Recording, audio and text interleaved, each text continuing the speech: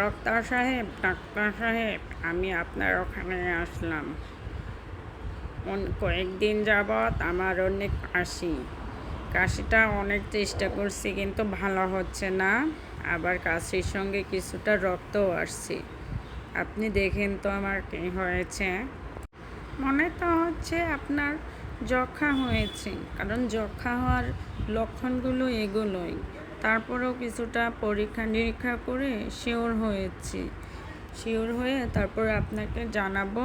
এই রোগটা কিন্তু ছোঁয়াছুঁয়ি রোগ, কারো সাথে মিশবেন না। লেলে আমার বলে যক্ষ্মা হয়েছে, এই রোগ বলে সহজে ভালো হয় না। আমি আর বেশি দিন বাঁচবো না লিলি। ডাক্তার আমাকে বলেছে আমি বেশি দিন বাঁচবো না। আমি তোমাদের ছাড়া কিভাবে থাকবো লিলি? কিভাবে? আমার সাথে তোমরা কেউ আজকে থেকে মিশবে না। তুমি চিন্তা করো না, আমি আছি তো তোমার সাথে। দেখো, আল্লাহ সব কিছু ঠিক করে দিবে।